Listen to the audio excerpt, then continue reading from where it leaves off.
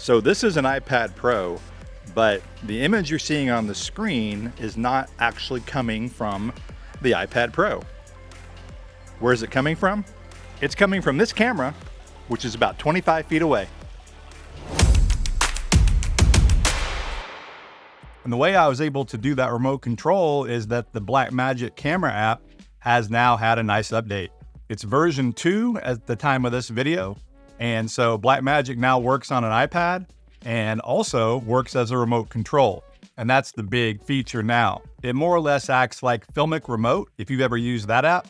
I was a big Filmic Pro user, and so this is one feature from Blackmagic that I've really been looking forward to. I don't use the remote app a lot, but it's sure nice to have when you need it. And then recently, Apple had released the Final Cut Camera app. And if you saw my review on that, I was kind of underwhelmed with the app itself. Don't get me wrong, it has some nice features.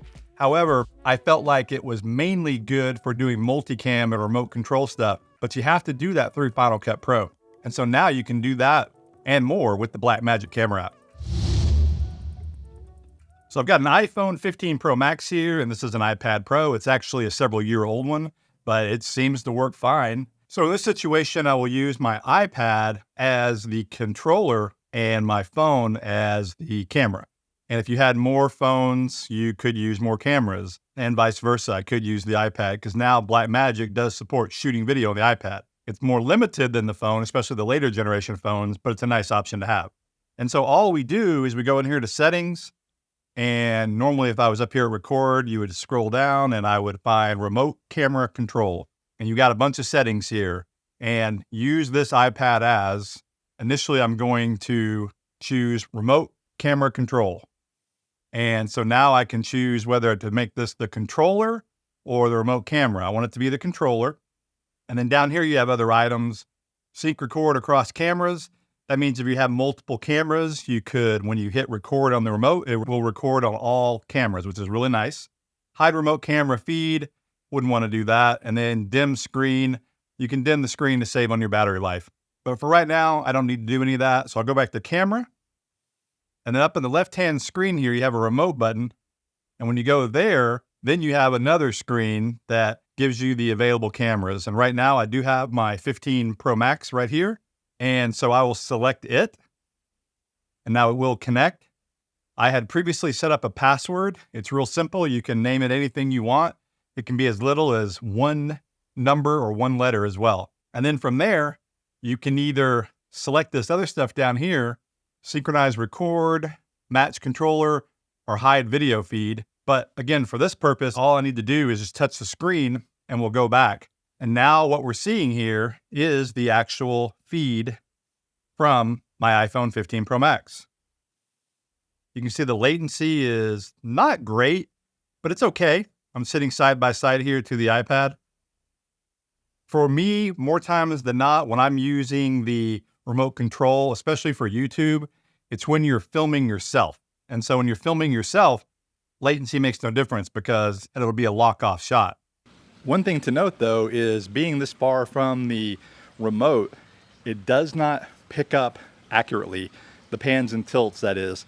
If you're static from this distance, it looks fine, but the images look like they cut on the screen. So this system is not designed for long distances like this, but it is great that you can at least see an image. Now, right now, I am actually shooting Apple Log over here on this phone. So what you're seeing over here is Apple Log. And I've only had this for a short time, and I have not loaded a LUT over here. I've got the LUT on my 15 Pro Max, but it doesn't go across into the iPad. But you can control everything over here. You can see as I adjust that, it adjusts on my phone. I'm adjusting the shutter, go in and I adjust the focus. And of course you can roll. So you roll here, and now my phone is rolling, and it records into the phone. Doesn't record to the iPad. And then I can hit stop, and there you go. Now I have a clip on the iPhone. One thing though that's interesting when it's connected is all my other buttons over here are grayed out. So I don't have control and I can't look at that clip. And then over here, they're all grayed out down here too. And so again, I'm new to the system, but when you're connected remotely, to my knowledge anyway, and correct me if I'm wrong down in the comments, you can't do playback, which is a little bit unfortunate. It seems like you should be able to do playback and see the file you just did. So to do playback, I come back up here, I disconnect the connection, then I come over here to my phone, and that's the clip I just recorded. So that is one little quirk. There's several quirks, again, like the LUT not showing over there, but really it's that simple and it works really well. But I knew Blackmagic would create a remote control because they have a remote control for their other traditional cameras. And so really it's pretty great how Blackmagic continues to update this app. And again, for those that don't know, this is a free app. And for me, it's the best app out there for shooting professional quality video with your iPhone and now with your iPad and remote control.